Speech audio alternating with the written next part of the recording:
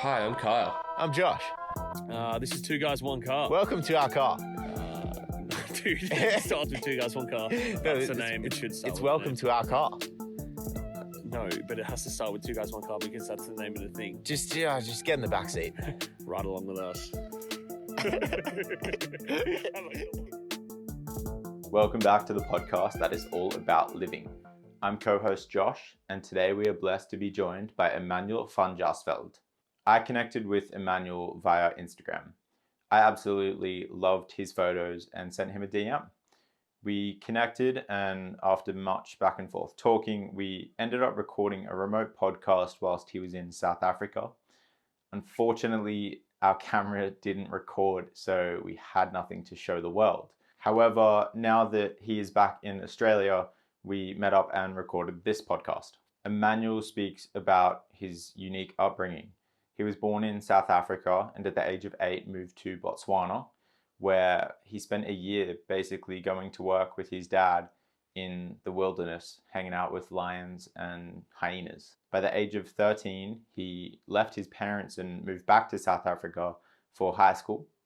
At the age of 15, he moved onto a farm with his mates. And at the age of 18, after high school, he decided to come to Australia, where he worked as a photographer and videographer. Emanuel spent 7 months throughout 2022 and the start of 2023 solo backpacking around Africa and Europe, taking photos along the way. Emanuel shares his love for photography and his connection with nature.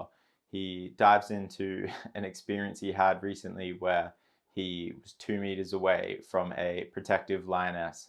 As Emanuel shares his unique perspective on life, you get a real sense and understanding of just how different it is to grow up in South Africa compared to here in Australia in this sheltered environment. Despite being young, Emanuel has had experiences that most of us could only dream of. I truly hope you enjoy this week's episode. If you do, we would love for you to send us a DM letting us know what you took away from it. I invite all of you to partake in this week's challenge, as I truly feel it would benefit each and every one of you, whether it is in a big or small way. Lots of love, and we will catch you in the next one. Want to take from our last convo and put into this pod. For context, we recorded a podcast with you whilst you were in South Africa. Yeah. Over Zoom. Just had technical errors, more so on our end. And you were going through a massive storm. Trees blowing down in the shed around me. And now you're in Australia in person, so we thought we'd do this again. It'll be a completely new conversation, but the only thing I would love for you to say again is like your childhood experience and growing up and how you moved everywhere. And I found that so fascinating because that's so different from what people experience here. So maybe I guess you could start with maybe your parents' professions, and that kind of leads into your childhood and I guess both my parents are really interesting people, very quirky, just love being outdoors and very arty people. So my dad's a raptor biologist, and my mum's a chef, or an artist turned chef. So, I go up to a lot of people and they're like, so what do your parents do? I'm like, raptor biologist. And they're like, like dinosaurs. Like, no. So birds of prey. So he kind of does a lot of research with raptors and that kind of thing. So he went to the Amazon, got lost in the Amazon for like 12 days. Almost died, really intense stuff. He's traveled the world, gone to really odd places, South America, Madagascar, places that people don't usually go to kind of, research species that haven't really been researched much before. And my mom's just a legend. She's an artist, and I think they kind of, when I was growing up, wanted to do something a bit different. Obviously they met in Australia, then moved to South Africa. I was born in South Africa, on a farm, just like super wild. I was always known as the feral child amongst all my friends. I remember one time I was fishing from a tree over a crocodile infested river, with literally with like half a pair of shorts on or something, no shoes. And it was at this 5-star lodge where guests are paying like $2,500 per night. And somebody walks up to my mom and they're like, whose favorite child is that, in the tree? And I'm like dangling in the tree, like catching this like massive catfish in a tree. And my parents just totally disowned me. They're like, don't know, he just hangs around, And that was kind of my life, really. When we moved from South Africa to Botswana, I think I was 10, actually no, 8. And my parents had a job opportunity in a like game reserve area and managing a lodge. So we moved up there. I was really little, and my mom decided to homeschool me. And my dad decided that homeschooling was a stupid idea, and he'd just take me out into the bush. So I just didn't do school for like a year and a half, which was great. And I learned to drive when I was like 8. It's like old beat down like Land Cruiser in the middle of the bush. What the fuck? And yeah, it was amazing. Yeah. I think like looking back on it, I felt like, just this like little wild child that could I like literally did whatever I want in a really good way. And I had like all these little pets, like little mongoose, the plural for I don't know, yeah. Mongoose. Mongoose. You would think. Yeah. Mongai. Mongai, maybe. Mongai. My bet's on mongoose, I think. Mongooses. So like all kinds of little weird little things, like birds. Never had a lion, never had a leopard. That would have been nuts. I would have been like, no, you didn't. No. I had this massive python once though. And this was at a lodge, and I remember thinking that this python was really, cold. So I put it in my shirt, and I was like hugging it, and it kind of like wrapped up, and it was like super chill. And we as like the lodge managers or owners had to always go and like have dinner with these like really important guests and stuff. And I was like, well, I'm going to take my snake with me. So I remember sitting at this like massive table with these like really, proper guests in there. And this snake comes out of my shirt like this and goes onto the table. Holy shit. Yeah, and these guests just scatter. And I was like 9. And I loved it. I was like, wow, this is cool. This is so funny. Yeah. And that's pretty much just my life. Like, yeah, just super wild experiences. I think, my dad always used to say to me, you need to really appreciate this because you don't know what you have. And I was always like, I'm going to have this forever. Like it's wild. Like this is life. I used to go to like school without shoes. Like a little school with like 150 kids in the middle of Botswana. It was nothing. That's the dream. Oh, it was amazing. And yeah, once I kind of left that, I really realized that it was amazing. Like it was such a unique experience, and really like formed me as a person. I think growing up in that environment was really amazing. So yeah, awesome childhood.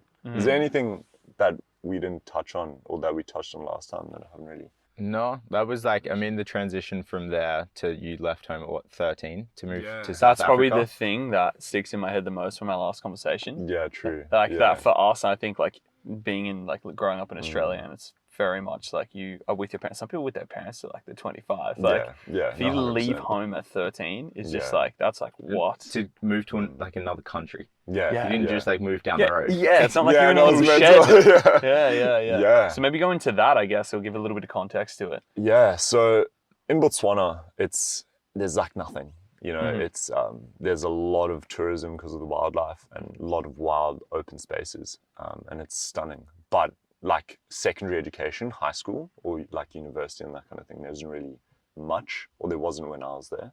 So usually kids would leave, go to South Africa, go to boarding school, right? So when I was 12 or 13, I left and I went to a school called Grey College, big rugby school in South Africa. I went to boarding school, didn't know anybody, and I'd gone from school with 150 kids to like 2,500, pupils. So it was such a change. Really, really different. It's nothing like, I was just so shocked, and I loved it, and I really enjoyed being away from home.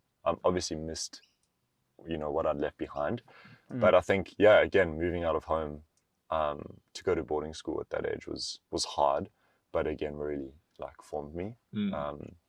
And yeah, just insane experience, I think. What did that do for your relationship with your parents? Because you said like your mom was homeschooling you. You were basically just hanging out with your dad every day, learning from him and what he does. Yeah. And then you go to just like not being with them. Yeah. Look, I think, being homeschooled, I was homeschooled for a year. Well, I was supposed to be homeschooled for a year. Then I went to the little primary school. And yeah, like I was really close with my parents, and still am, obviously. And I think leaving, it was really hard for both of us at first. Yeah. But it's like the norm in Botswana or in South Africa, really, that, your kids usually go to boarding school because you want to go to better schools. So if it's far away, you're just bored. And I think it kind of compressed our relationship in little like happy moments, if that makes sense. So I'd like go home, I'd fly home in the holidays, and I'd just kind of take in as much as possible. And I think being away from them kind of taught me to just really enjoy the moments that I'm with them. And that's kind of lasted, so it's not like it ruined our relationship, really. I think it actually improved it, to be honest. Yeah, we kind of like, I was still young, so like, but we got out of each other's hair and kind of appreciated the moments more. Are you guys with me? Yeah. Bro, for sure. Yeah, like that's crazy, because I think for some people they'd be like, oh, you'd be like almost isolated or whatnot, but for you it was like you actually took in a way that helped you like gain that appreciation for your parents, which so many people don't actually end up having. Look, I think it's just because I had a really good foundation to begin with. Like I was really close with my parents. I'm an only child, so that kind of, I was a part of their lives so much that I was like, well, why should this distance ruin the relationship? And that's kind of been a key factor in my life, just like with my friends and people that I've left behind. Like when I went back to South Africa now, I hadn't seen some of my mates for like 4 years, and I reconnected with them, and it was like I'd never gone, and it just kind of makes moments more special. And I think that's such an important key theme, in life, really. Do you think that experience has enabled you to make traveling easier, in the sense where a lot of things that will hold people back from traveling is like leaving everyone behind and missing out on all of these experiences, but for you, having such like a positive reference of when you initially left home, does it make it easier for you to just, see you guys, I'm going to travel the world, don't know when I'll be back? Yeah, look, I think it definitely helped. Like, I'm not afraid to leave. I've left a lot of times in my life, and I've moved so many times and been to so many different places that it doesn't really bother me, and I wasn't really worried about that. So I think it definitely played a role unconsciously. Obviously, I didn't really think about it, but 100%. I think it's good to be able to be like spontaneous and that kind of thing, as many people would agree with, I'm sure. So when did you finish school? Like, did you finish at 18 or? I finished at 18, and then my plan was to come to Australia initially anyways. That's right. So I finished, and then I think I arrived in Australia a week before COVID, and had like the sickest week, and then I tried to go somewhere and I couldn't. I was like, okay, that's so I'll just weird. stay and surf for however long it takes, and that's what I did. I just surfed for like 8 hours a day. Dang. And then realized I needed some money, so I started working. So And on the back to the travel thing, so where does home feel like for you? Like, given that you've kind of just always been on the move, is it a place, or is it a certain type of, like, being around certain people, or is it just a feeling within yourself? Look, I think South Africa will always be my home. Like, it's such a special place. Like, I think if you talk to most South Africans, like, it's your heart. South Africa's your heart. It's really, it's part of you. It's such a beautiful and unique place. So even though I think logistically Australia is my home, I think my home in terms of my emotional home will always be South Africa, if that, Yeah, that makes sense. Makes sense. For sure. Yeah. like, do you think that's where you developed most? Like, in terms of like what made you who you are? Do you think obviously Botswana and South Africa had a massive part to play in that, but like where you're at right now in your life, what do you find yourself like pulling back on more? The lessons you learned from like 13 to 18, or? Yeah, look, I think definitely growing up in the bush formed me, as I said. High school was high school. You know, like it was great, and I went to boarding school for a while, and then I moved out with mates, and I lived on their farm, and that was amazing. Like I just like go horse riding, you know, motorbikes. It was a farm. Like it was great. How old are you when you moved out? 15. Yeah. As you do. Yeah. So out of boarding school at 15. Yeah. And that was awesome. That was just like wild. That was like a farm and going whitewater kayaking. Got into like really extreme sports, like just seeking a bit of Adventure. a rush. Really. Yeah, man. It looks like based on like your really younger years, you were seeking a bit of thrill. So I can't imagine you like in your teenage years, just like peaking of just like, I just want more, like give me more crazy shit. Yeah. And South Africa's like that. Like it's wild. Yeah. You know, being back here, I've been back here for 3 weeks now, and I'm like, okay, there's a lot of rules in Australia. Yeah. You know, so like when I was in South Africa, I mean, I got like stitches twice and like cut open my hand, and like in like 3 years, none of that has happened in Australia, but in South Africa, stuff just happens. It's just wild. You know, you can do whatever you want, really. And I think having that really open-minded kind of perspective on life growing up in both Botswana and South Africa is very different from what people experience here, maybe, in a sense that like it's kind of, you know, you experience hardship in Africa, and I think realizing that people actually have issues in their life, and they're actually life and death, you know, and you see death all the time, you know, I think that has such a key role in forming people as well. So yes, that's definitely one thing to remember as well. And when you say you see death all the time, what do you mean by that exactly? Well, it's more of an open, in more of an open sense than in Australia. You know, like I think some things are quite sheltered in Australia. Yeah. Oh, for sure. You know, even I think I'm speaking for you, but I think we're quite aware of that. Even and that means something. If we're in it and we're half aware of it, like it's definitely a thing. Yeah, no, 100%. Like, I mean, I remember I got home from school once, and I arrived in my room, and like all my stuff was gone.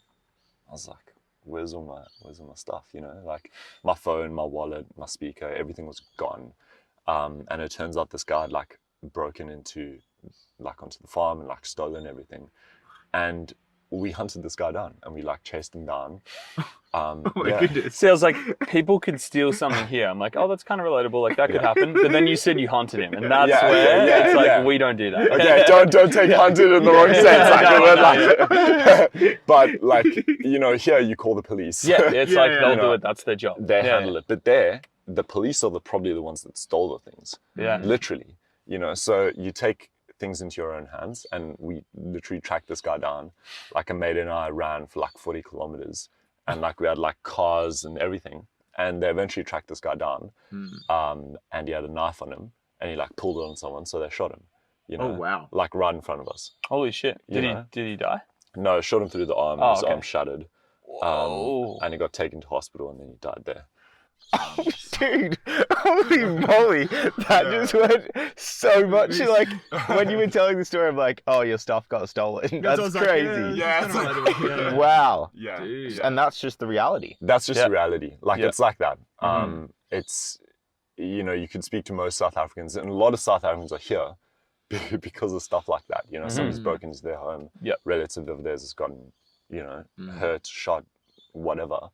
And that's why a lot of people are here, unfortunately.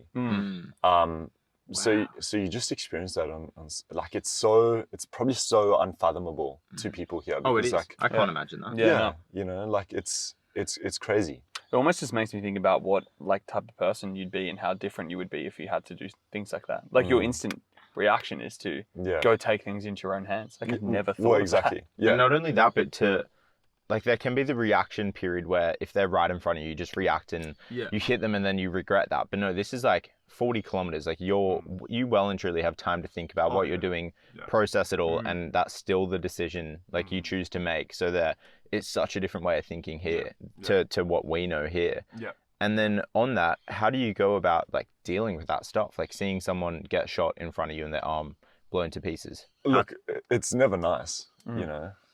Like obviously the goal wasn't to go and shoot that guy. Like it was I won't name any names, but the person that pulled out the gun, it was in self-defense, you know, and that's a key theme in South Africa, self-defense. Like you got to defend yourself. Like everybody has a gun, you know. I had like a shotgun at like, I don't know, I think I was 11.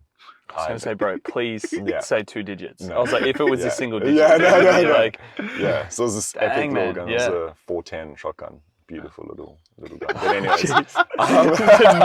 Beautiful thing, beautiful thing. Use that puppy a few times. Yeah, but anyways, I think growing up with that, He's done. it's so different. It's so different. Man. And I think that's what, like, even Josh is cracking up. It's like, it's because it's vastly different. Yeah, and that's the point I'm trying to make. I'm trying to go extreme. Yeah, because for sure. Yeah, no. it is so different. I'm just trying to make that point. And you know, that I think growing up with that kind of upbringing, as I said, it really forms you in such a different way. Not a better way, just a different way. Yeah. You know? What type of individual do you think that breeds compared to someone who was raised in the climate like we have here in Australia? Like, what are the key things almost that's different? I think you learn to grow up quite quickly in South Africa in a different sense. I think in terms of building life, Australians are ahead of South Africans, you know, in terms of like progressing and seeking financial success. Yeah, it's almost like long-term investment in your life. Yeah, exactly. But the maturity that South Africans have is like, I think, life maturity. Like, you know, you're very aware of what life is, and you're very aware of the like how fragile life is, you know, like big time. And probably a bit more aware of yourself by the sounds of it. Like you kind of solve your problems, whereas here we call someone to solve our problems, or we pay someone. So like you get a much better understanding of like how the world operates and how cruel the world is, and how in many ways like how blessed we are in our lives. 100%, and whilst many South Africans might have less than what we have here, like there's probably a much deeper sense of gratitude that they have in their lives compared to people have here. You're exactly right, because you have to work for what you have, really. And that's not saying that people here don't work for what they have. It's a bit different. But yeah, you're exactly right. You know, you have to be a bit more practical. Like people just do things on their own. Like, you know, everything that you do, you should be able to do yourself. You know, theoretically. You know, like, I mean, when I was out in the bush now, like the car breaks down, you fix it. Like there's no one that's going to help you. You need to fix it, otherwise you're stuck out there. You know, like scorpion stings you, you got to work out what happens. Like you got to work out what to do. You know, like lion charges you, you got to know how to react. Like just like life. All those are like, just I'm dead. It's like life, and all 3 of those things happened to me. You know, when I was out there. Wow, the lion? Yeah, I got charged by a lion, What is it? Go into that.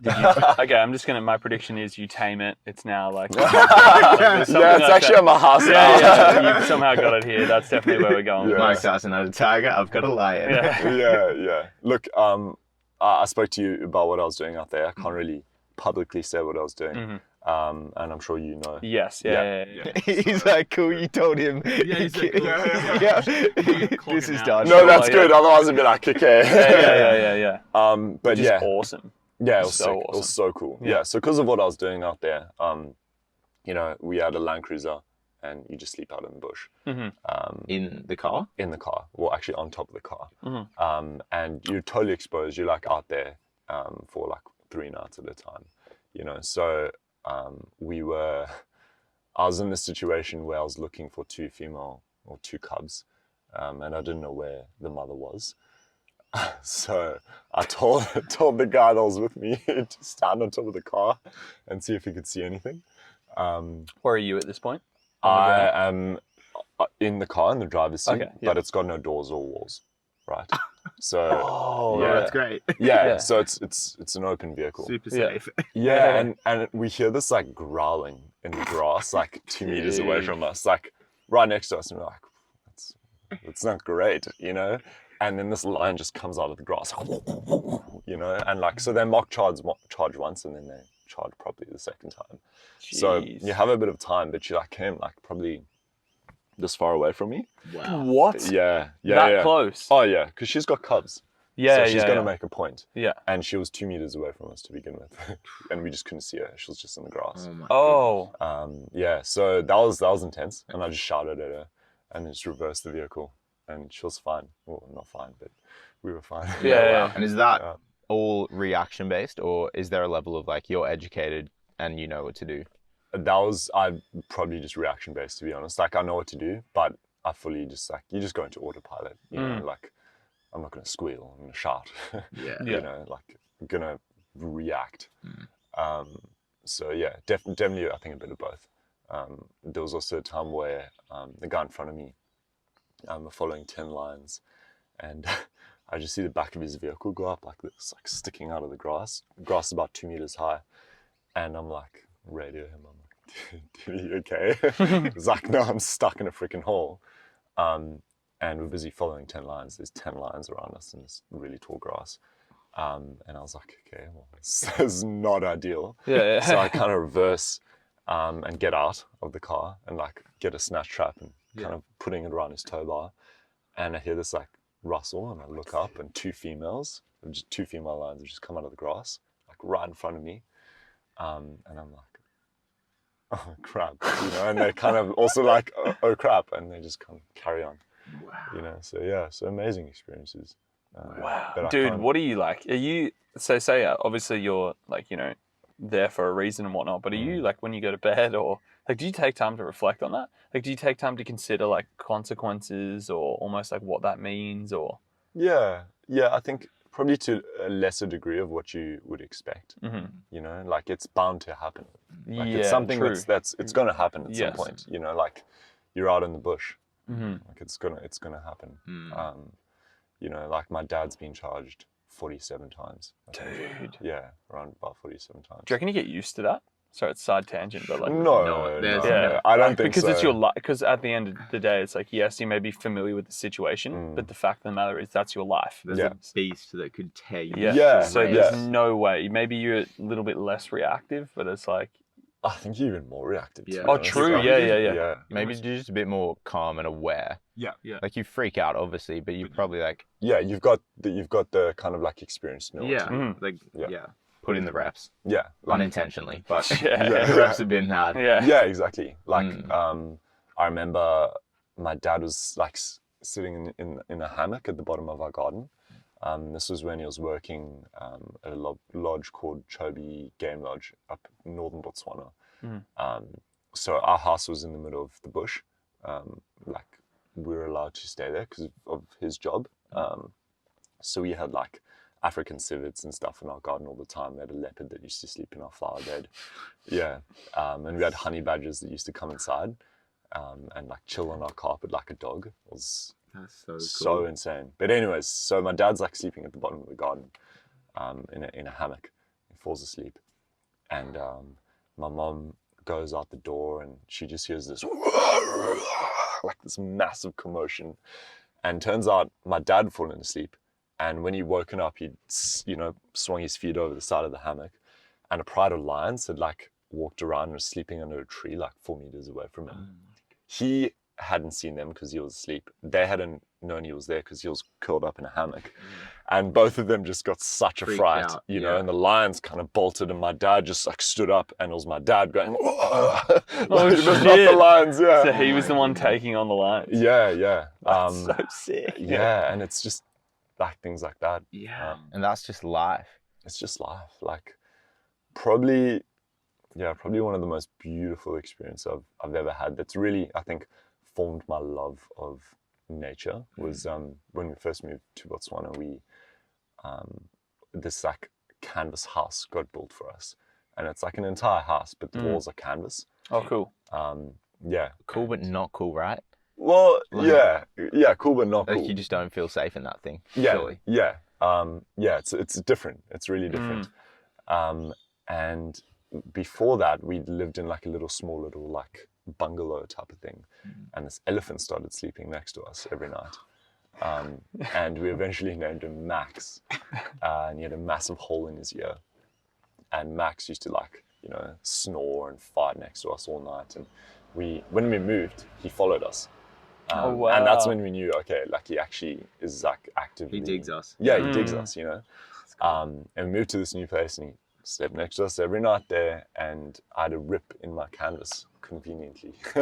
And he used to sleep right next to me, and I'd like stick my head out, and he'd be like, 3 meters away, and I'd talk to Max, and he'd like just sit there and like just breathe, and just be, and he was totally aware that we're there. Yeah. He'd like look at us. That was about 1.5 years, and when we left, he broke down the whole canvas house. Wow. Yeah, flattened it. Wow. Yeah, and that kind of makes you realize that there's like actually such a connection. Like it's so beautiful on like such a different level, and I think that appreciation is what has formed me most. I think appreciation for what is. That's cool. As all mystical as that sounds, but like it's true. 100%. Yeah. And I guess you've experienced it too. Like you can really speak to that. Yeah. You grew up in that. And is that what makes you so calm? Because you are a very calm person. Do you think it's being around nature and the wild like aspect that exists where like things can kill you in a second? And I think it's just probably. I guess so.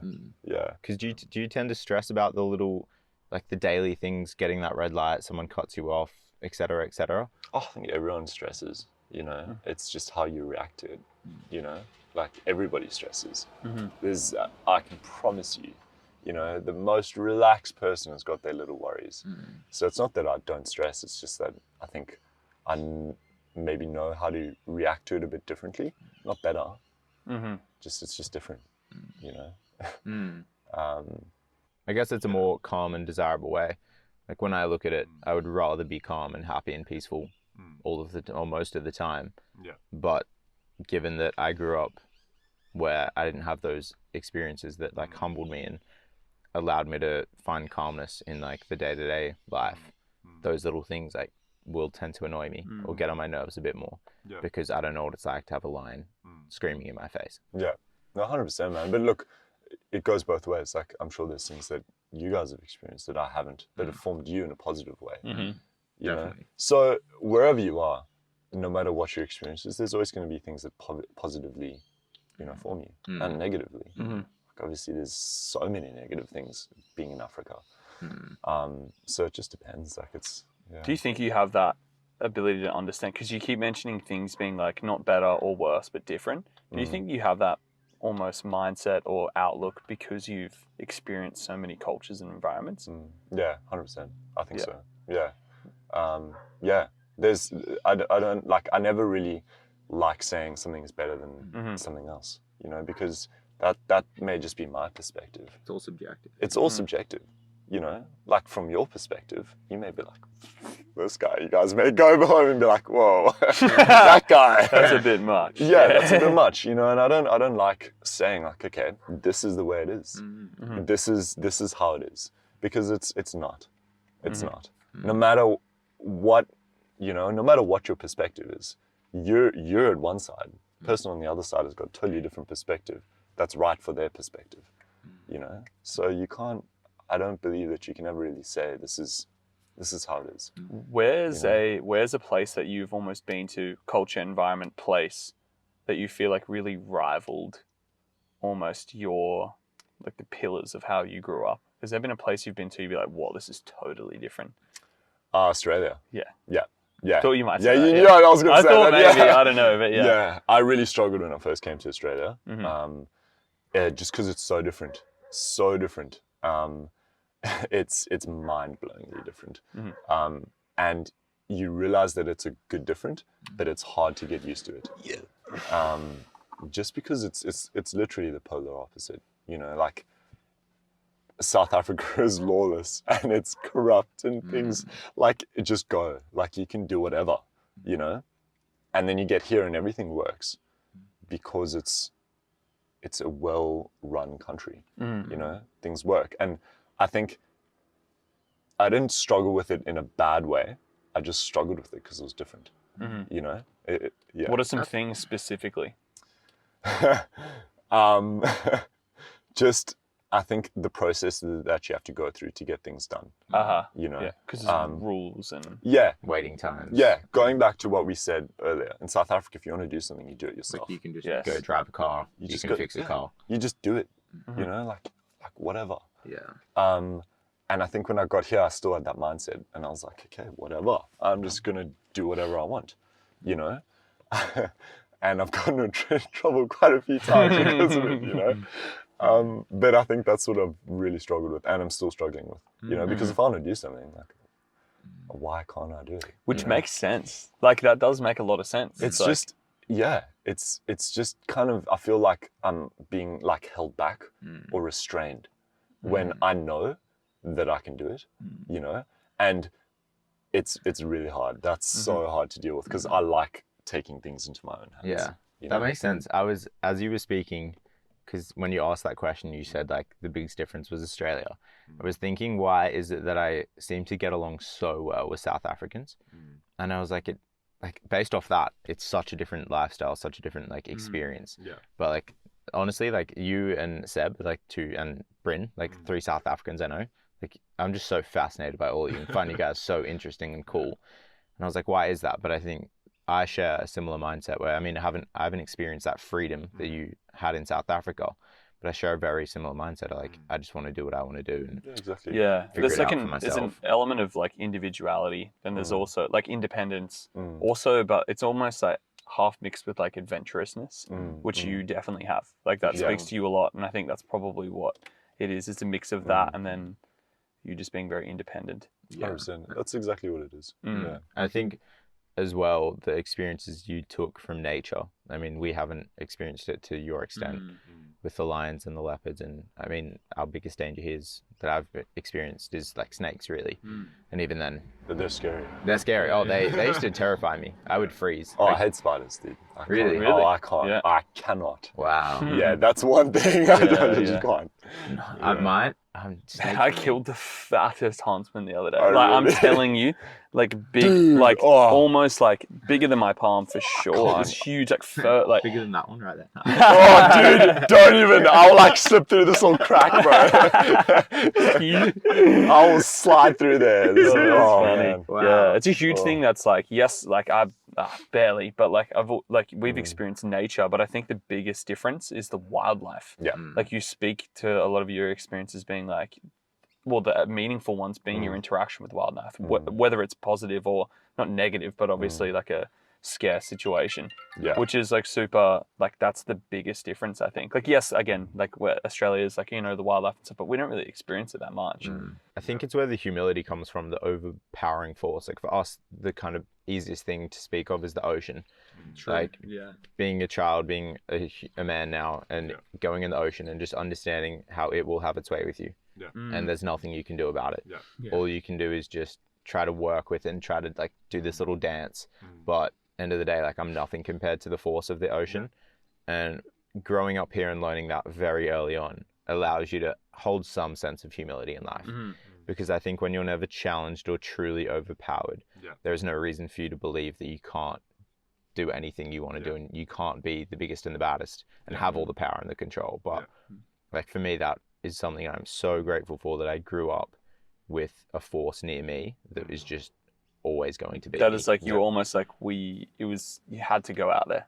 There's like a thing among your friends, like as in, I remember I was thinking about the other day when I was at Mona, I was just thinking about Womp, like we were just saying, I was like, damn, like I've seen some huge sets roll through here and shitting my pants going out there with a bodyboard, but like your friends, like you didn't want to be that guy who didn't go. Exactly, and I think, but there's something actually so healthy about that. Oh, I think 100%, like, as in like 100%. after the fact, Yeah. it's very healthy to be like, I took on that challenge. I got absolutely fucking destroyed. Was held under for a minute. Like You it's took a risk and you survived and you realized the consequences and the positive side of things. definitely. Yeah. And it doesn't create havoc or chaos. It almost helps you understand that chaos. Definitely. Gives you like, appreciation. 100%. Most definitely. Especially when you can get back into the fire. Like for you to have those experiences with the lion, if that was your one and done, too traumatic, and you never experience that again, then you're bound by fear and you miss out on so much of what life could be. Yeah. And the same with the ocean. Like so many people will go and have one terrible experience and never go again. Definitely. Yeah. But I think you have to get back on the horse. Yeah. Like you have to. Yeah. Yeah, 100%. It's all about being humbled, really, Mhm. at the end of the day. Like, to summarize everything that you said, like, if you go out into the ocean, the only thing that I can equate, like, the wild to is going into the ocean and just go in and swim out and go underwater, because you have full realization that a shark could swim out at you. You could get charred by a shark. There's all kinds of weird and wonderful things there. And it's the same in the bush. So go out there and sink down to the bottom and stay down there for a minute, and just sit there. That's what it feels like. That's the experience, because you are not where you're supposed to be, right? Yeah. And there's something so beautiful about that, because it humbles you, and you realize that, okay, you're not safe. And you're right, there's something like really adventurous about that. Like, you just got to do it. Once you come out of it, you're like, sick. It's walking the line between safety and like order and chaos. Yeah, exactly. Like walking the line between the two, so you can appreciate both. It also helps you appreciate the order you have too, and not take it for granted, or be controlled by that as well. Yeah, 100%. Yeah, you could go really deep. Yeah. 100%. Yeah, like, I think something that you've made me realize is that, like, a key point is, I think my upbringing has humbled me, to life, really. It's a very humbling experience, being out in the wild and experiencing so many different things and facing like death a lot of times, and I think when you're in that moment, and when I was growing up in the bush, it was just life. That's like how it was for me. I didn't really know any different. So, having a pack of wild dogs come through and kill an impala in the middle of your yard. Killing a what? And it's like a little buck, like a deer. Oh, wow. Yeah. What's it called? Impala. Impala. Oh, Impala. Right. Yeah. Yeah. Do you think of Tame Impala? No, I was thinking. I thought you were thinking that. But I never knew what an Impala was. Oh, right. It's like a springbok. Yeah. So like having a pack of wild dogs come in and kill one of them in the middle, and like it's like death, and they could have gone for you instead or something, like. But it's just like you just take it. It's like cool. You don't really think about what could have happened. You think about what did happen. That did happen. So it's just so different. We could go on forever. Yeah. Talking about the differences. Do you think you're really desensitized to, I guess, death? I think probably to a bigger degree. Yeah.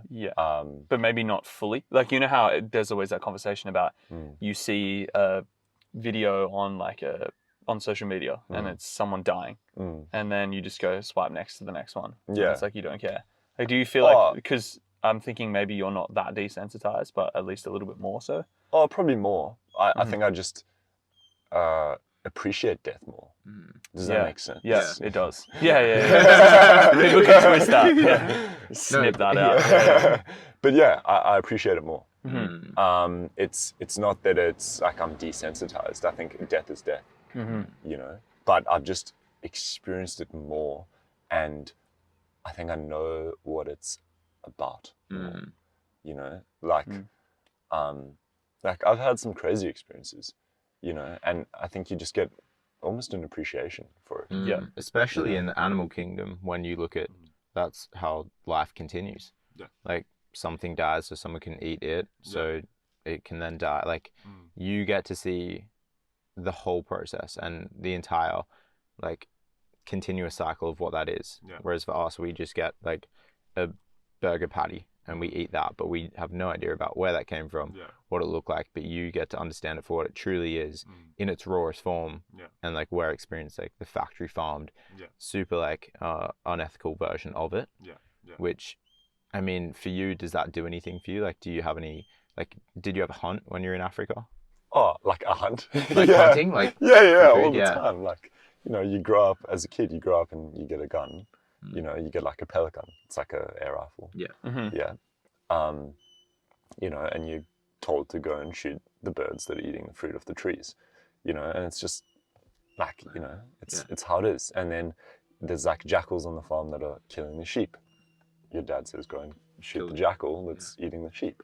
Like, it's just like, it's life. It's part of it. And did you ever eat anything? Like, do you ever go? Oh yeah, all the time. Like my dad had a rule, like if I shot a bird, I had to eat it. That's cool. Yeah. So like I can't just waste life. You can't just waste life. You know, so if I shot something, I had to eat it, no matter what it was. You know, that's a very interesting thing. Yeah. You know, so like people may be like, oh, it's horrible, it's cruel, you're killing things. Like, but it's about perspective again. Like, I'm not going to needlessly kill and just like, it's such a fine line to explain this. It's such a fine line, but I think we're all on the same page. Yeah, so. and you also like, you're speaking from experience. I don't think you're speaking from a place of, oh, I think this, like, or I've seen this. Like, you've actually lived this. So I think you're like, feel like your opinion is entitled. And it's beautiful. Like the idea that we can be responsible for sourcing our own food, like in an ethical way, is like so beautiful. Most definitely. Like, that's awesome. No, 100%. Yeah. No, it's true. And I think, but it is just very hard to get your head around it. I can imagine, like, for other people that haven't really experienced that, like, because death is death, you know, and like, when you're looking down the sights and you shoot something, like, you know, you're killing something, but you're not wasting it, you know. Like, as my dad said, like, he's an ornithologist, he's a raptorologist. He literally studies birds. You know, he studies birds. So, like, obviously there's things that you can't shoot and that you can shoot. Like, I'd never go out and shoot a parrot, you know. So, yeah, anything I shot, I had to eat. And like when I was in Botswana, I ate giraffe. Oh, wow. Yeah. Nice. Gamey. Oh, I didn't know it was giraffe at first. Like, we ate it and then it was... What you were liking it to? Beef. Yeah. Yeah, it was just the same. Like, That's so cool. yeah. Eating giraffe. Yeah. Never even thought of it. Yeah, you get restaurants, like, you can eat, like, warthog, elephant, like, anything. springbok, crocodile, zebra. You've had all of it. All of it, yeah. Wow. Yeah. Have you got like a favorite meat? Yeah. Beef. Yeah. I was talking about this last night. Cream. Dude, I was talking about this last night because we were eating lamb. And I was just like, lamb is amazing, but personally, I'd pick beef over lamb. So when I'm eating it, I'm like, fuck you, piece of shit. Like, I'm just thinking about, like, I'm thinking about it, like, as in, like, oh, I would rather beef over this. And I'm just like, we're so lucky to be brought up on beef. Like, beef, it just tastes so good. It's so good. Man, it's just like, and it's lamb. Like, that would be, like, in people's top. And then I'm like, I'm not even appreciating it for what I could be for. Yeah. And that's just crazy. Like, it's crazy. Yeah. That even for you to have tried all those meats and then still pick beef. Yeah, well, that's the thing. Yeah, like it's. I mean, that's why cows are like one of the main production animals. Yeah. There's a reason. Yeah, for sure. Otherwise, we'd have giraffes. That you know. Exactly. Yeah. You know, so like, there's a reason behind that. But yeah, I think, that's just different, man. Like, when I went back now to my mate's farm, like, I walk into the bathroom and there's like a sheep carcass hanging in the bathroom, busy like bleeding. Wow. You know, And you're because just that's what you taking a do, and you're just like, okay, cool, I'll use the other bathroom. You know, like, it's just how it is. You know, and like we slaughtered sheep, so we slaughtered sheep while I was there, and you cut it up. You don't like take it to the abattoir and the butcher. They don't cut it up. You cut it up. Yeah. So like, I physically cut the ribs and I physically cut the legs, and like, it's beautiful, as you say. Like, you're learning. You know, and it's life. Like, it's life. To summarize it, it's life. You know, it's not cruel, and it's not. You're doing it because that's how it's meant to be done. You know, and I think some people kind of lose that notion of like, that's life. It's happening anyways, and probably on a crueler scale in some abattoir. You know. For sure. Yeah. So yeah, it's. Yeah, and I would like. I always come back to the idea that, I mean, especially today, like, and I'm not anti-vegan, anti-vegetarian, like, do whatever you want to do, but like, don't tell me that I can't eat meat. Yeah. Because I always come back to like, well, how do you know that like a carrot doesn't have feelings and a carrot can't feel pain? Legit, bro. Like that has always been my kind of approach to it. It's just because like this thing has eyes and legs and it moves and makes sounds, so we are likening it more to ourselves. But like for all we know, carrots are just like, what are you doing? Don't do that. Yeah. 100%, man. Yeah, that's so cool though.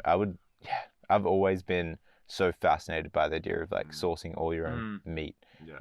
I think it would just give you, like I've done a bit of spearfishing, and it gives you such an appreciation for the food you eat and the way you spend your time. Like rather than sitting on my phone scrolling and then driving to the shops, getting a meal, I'm like out in the water, like exercising, experiencing creation, diving down, shooting a fish. And Exactly. I think also the element of like providing as well. Like as in I think like there's such an element of community. If you like kill something and you provide food, survival for others. Exactly. Like that's beautiful as well. Oh, it's so beautiful, man. It's so how it's supposed to be. It's so natural, you know? And like,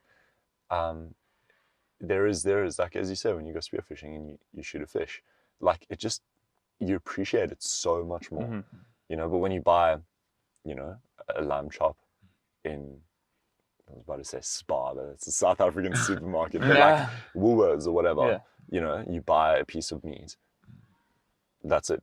You just buy it and you cook it and you eat it, you know, but you don't know where it comes from.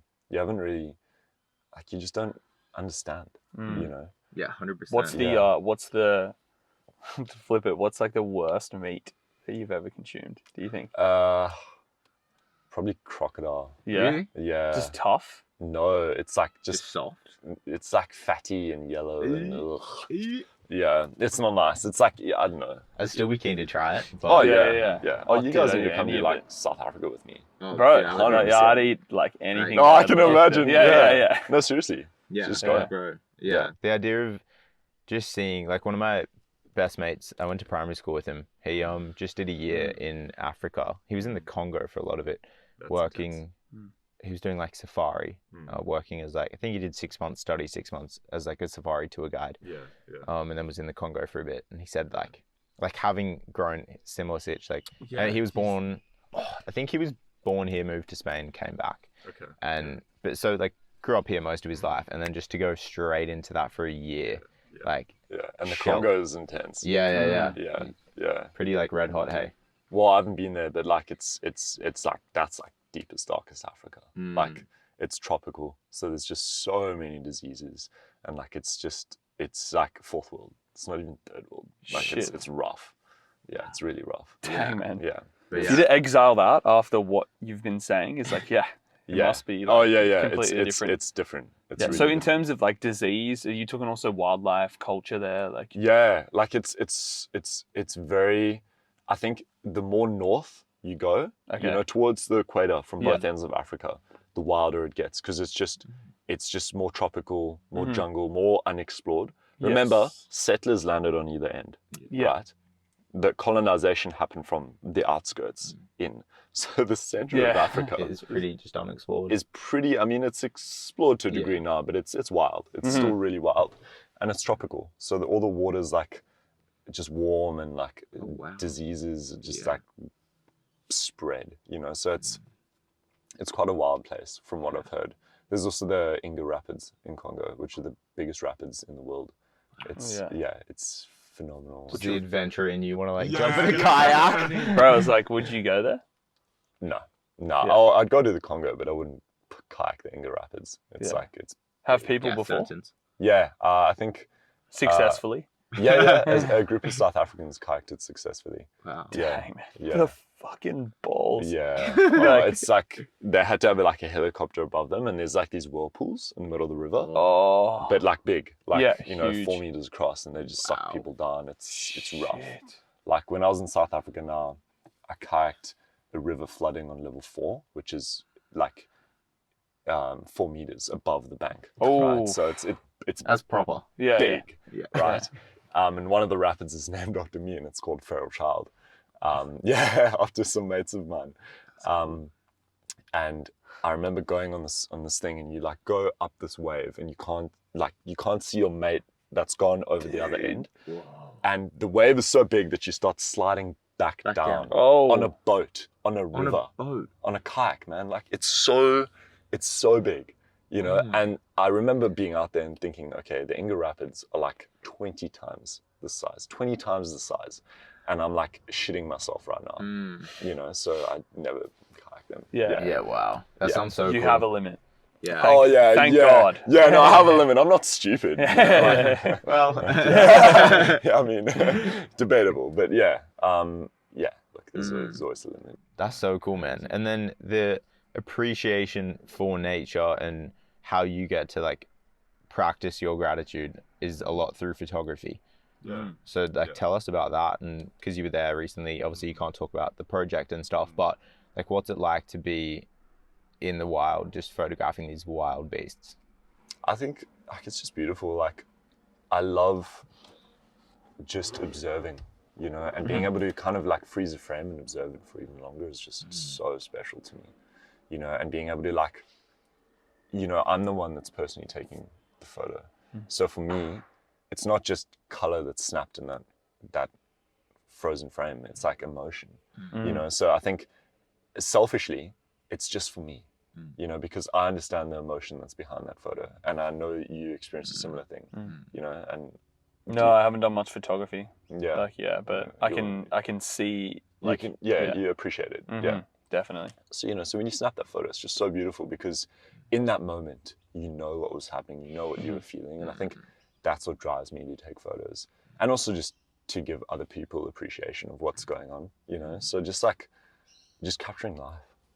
That's it. cool. I like that you take it for being a selfish thing, like, and you're okay to admit that. I think that's cool, and that's probably what like speaks out the most about your photography is like you're not worrying too much about what anyone else is going to think of it. It's more about you capturing that moment, and that's probably where most of the art is made. Well, I think I just love it. Like I started because, you know, my dad used to do wildlife photography. When we were in the bush, like you're there, so why not? You know, and I'd go out with him and he'd take photos.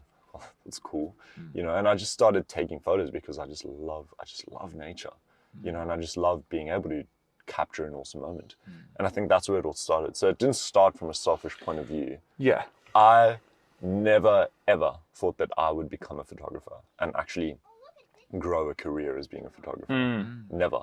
I was like either an architect or something like that. Why do you think that was? I don't know. I just never really, I think it's just because I didn't associate it with work, you know, because it was always fun. It was always beautiful, you know, so it's never been work. It's always just been something that I enjoy. It's still a hobby, even though, you know, it's now my career apparently. But it's still a hobby. Like I still love it, you know, like I'll still go down to the beach and snap photos of dogs or like do stuff like that. Like I just love it, you know. So, yeah, I just think, yeah, selfishly, it's mine. So why do you think you almost went down the path of actually doing this for work instead of doing those other things? Just because I loved it, and it's easy. Like, you know, why I kind of was at a crossroad, and I was like, okay, I need to like do life now, and I need to actually make money. Yeah. And this was in Australia. I was like, I'd been here. I was looking after somebody's house at Well Beach, and I was like surfing all day. And oh, bro, is this when you first came here? Yeah. I remember you talking about this last time. Rough spot to land. It was so rough, man. It sucked. Yeah. It's setting the bar high. Yeah, exactly. Yeah. And I was like, well, this is cool, you know, and just surfed all day and because I'm an Australian citizen, like I technically couldn't work. So I just got like paid by the government as well, you know? So I was like sick, free money. Professional surfer. I'm surfing. That's a great point because you came here and you're an Aussie citizen. So it's like at that time it was like I can just get paid now to just be here. It was amazing. It was amazing. Like and then it kind of like circumstance. And it kind of just stopped slowly, and I was like, okay, either I, you know, because I really wanted to do architecture. Like I just love design, I love lines and stuff, and I was like, okay, architecture or like be a lawyer or something. And I was like, you know what, why grind and do something that it's going to take a long time, whereas I'm able to do this thing that I love. I love taking photos. I just enjoy it. I do it all the time anyways. why not try and make a career out of it? So I worked in a coffee shop for like 6 months and like saved up, got some camera gear, and then just started pursuing it, really, you know. And I think I just more fell into it than actually made a conscious decision to pursue this. It was more like, okay, part-time hobby, let's make some money. Yeah. You know, and it just grew. Dude, it's the life skills you talk about. You're just doing things yourself. Yeah. Like you're just like, I need to figure it out. And you're like, this is something I enjoy. Like you're putting all the dots together. Yeah, no, 100%, man. Like it's just being proactive. Like you just got to be proactive and you just got to do it. Like if you want to do something, just do it. Yeah. Like it's like one of the biggest things for me is like, you know, when people are like, oh, I just really want to do this, then do it. Like, do it. You know, like, why aren't you doing it? Or at least make some kind of effort to start doing it. You know, if you need help, then get help, but be proactive. Do whatever you have to do to get it. Definitely. You know? That really speaks to like the fact that you said it wasn't a conscious decision for you to do it. You sort of just fell into it. Speaks to your childhood, your upbringing, how that really caters like you to live a life that is desirable for you. Whereas a lot of our upbringings here in Australia are more catered around like seek safety, seek comfort and security, not necessarily the things you love and want to do in life. So that's why I think a lot of people here wrestle with the idea of like, I really want to do this thing, but I've been told my whole life to like do this other thing that's meant to give me like security, and in that I'll find happiness and peace. It's like, no, just do the thing you love. That's so cool for you. You didn't have to get to a point where it's like, all right, I'm going to go for it. Like, I'm going to do this thing. It's just like, no, this is what I've always kind of done with myself, is do what feels right. Yeah. And I think that's such a, like I'm not tooting my own horn here, but like, it's such a good thing to do. Like, why not? You know, the people that are happiest in life are doing things that they enjoy, you know, like, I mean, bringing out some stats, like I think suicide rates in lawyers is something ridiculous. Like it's like 60% or something. Like it's insane. You know, I heard that the other day and I was like, It's wild, man. you know, either they're just getting in it for the money, or they were kind of forced into it because of some circumstance, you know, and like that just breeds unhappiness. Like, you know, like it's your life. Yeah, man. Like, why not? It's I think the counter argument for most people on the other side of that argument is usually just, you know, you need like, oh, I'm doing what I have to do to, you know, for like what I need to provide or what. 100%. Like, but why is that what you need to do? Yeah, It's like the reasoning society, behind bro. what you actually. Yeah. Who are you doing that for? It's like, are you doing it for, like, you got to start with yourself. And it's the language, like need to. The idea of need to speaks like of like life dependency. That's what I'm saying. Yeah, So what's like, okay, cool, fair. You need to do it. It's like, go one layer deeper. What's the need? Like, explain the need. Like, what are you trying to service? What need are you servicing? Oh, like money. Any money. Oh, you could work at Bunnings your whole life and earn good income. Something else. I think it's just a bit of a flawed argument now, like, It's so based on cool. the opportunity you can have in like today. It's just like, it's an excuse. Oh, I need this, I need that. It's like, no, if you're not doing what you enjoy doing. It's all about prestige as well sometimes. You know, people just want to be like, yeah, I'm a lawyer. Yeah. Imagine if that's your need. Yeah. You know? No. Like, and Yeah. like, I mean, lawyers are great people. I've got lots of mates that are lawyers. There's nothing wrong with it if you enjoy it. And like, you want to do it. That's, I think, what we are like striving to talk to people like that is it's like, it doesn't matter what you do as long as it's something that is deeply rooted in, like, for the rest of your life. It's something you want to be pursuing, something you love. And if that is the 9 to 5, that's so awesome. That is all, because you found something. There's the win is that you found something that you deeply enjoy and you live whilst doing it. Yeah. And even one of our guests, it was sort of the first time I'd ever thought of it. He proposed it to me where he said, like, I'm just lucky enough that I can make a living through my passion. And I'd always been fixated on like chase your passion and find a way to make money through that. But the reality is, for a lot of people, and I guess a lot of passions, there's probably a way that you just can't make a sustainable income, which makes sense as he said that. And I think, yeah, well, fair enough. If that isn't it, then like understand what the job's for. Like, don't go to your job for the happiness and the fulfillment you're seeking, because you know that it's not going to give you that. But make sure you get it through the passion which you do on the weekends or after work or whatever it is. 100%. 100%. That's such an important point. You know, and I've got Some of my dad's mates in South Africa, I mean, my mate's dad in South Africa, he's a lawyer and he's in criminal law.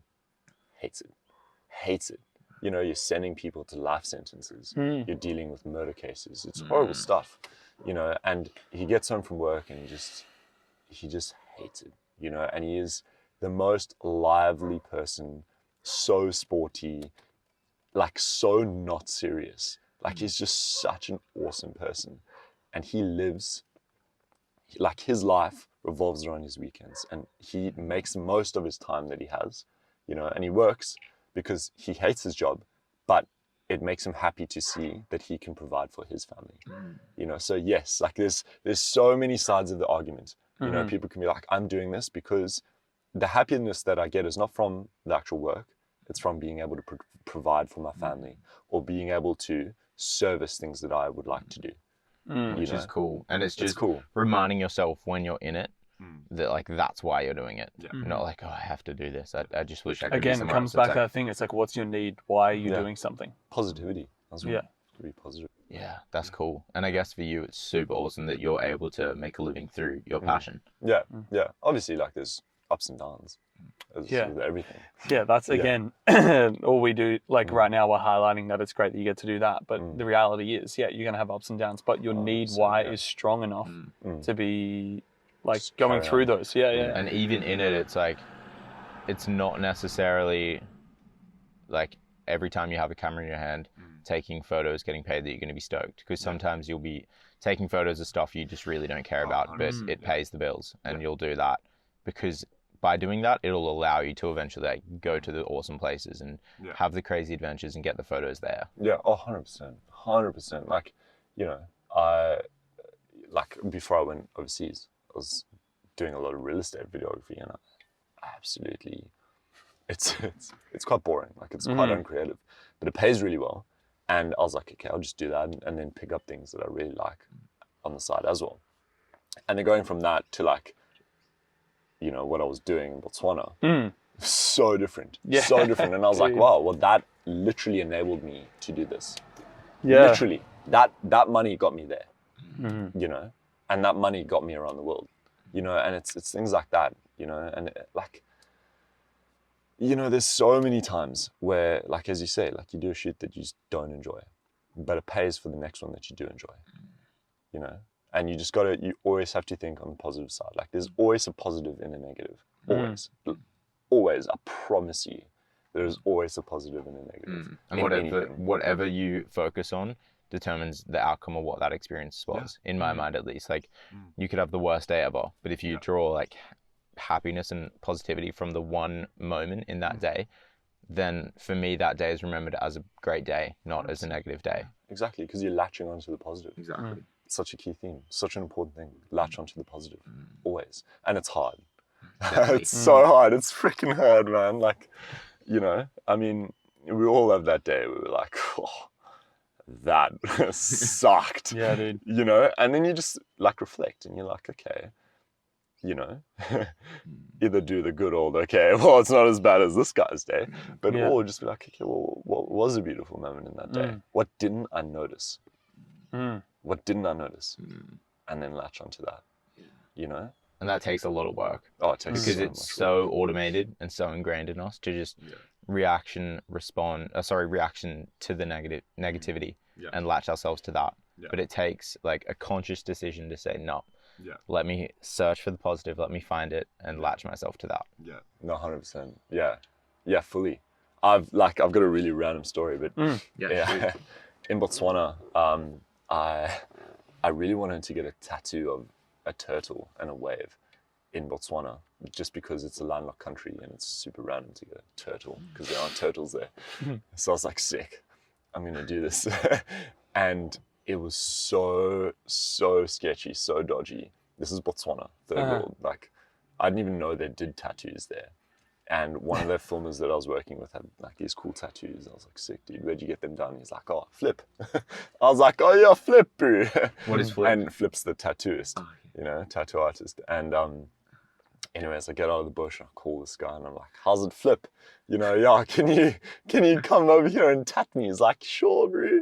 Wait, And so like if you bring, yeah, he like comes. you to order me. him in. You order him in, and he's like, yeah, like it's like 200 pula for a tattoo, and it's like $18. What? Okay. Wow. And anyways, he just didn't pitch. Yeah. And I had a flight the next day, and I called him the next day. I was like, bro, where were you? And he's like, oh, sorry, man. I just, lost track of time, fell asleep. And I was like, okay, no, cool. Well, I've got a flight in like an hour. Can you come now? He's like, no, I was like, okay, cool, I'll come to you. 15 minutes before my flight. What? So getting tatted, right? Like this thing. Oh, And dang, man. It was so, and then this one was Dude, so. that one's sick. Let's see. Yeah, it's That's cool. awesome, bro. Ocean, is that the sun and a mountain? Yeah, it's supposed to be the sun and the mountain. That's But- sick. For me, like, it was actually such a negative experience because I was so pissed off because I was like late for my flight. I was, getting tatted in this like really weird place, and like it just didn't seem right. And afterwards, I'm like walking through the like sandy streets of Botswana, getting sand all over my fresh tattoos. I was trying to buy a cowbell for my mom. Anyways, and I was like, actually, that's so cool. I'm like 5 minutes late for my flight. I'm walking through the streets. I just got tatted in Botswana. It's like all so random. It's this like random grouping of events, and like all pretty frustrating. But like if you Individually. Yeah. Yeah. But if you put them together and you look at it from a different perspective, it's actually such a cool story. Beautiful series of yeah. events. So It's a unique. beautiful series of negative events. Yeah.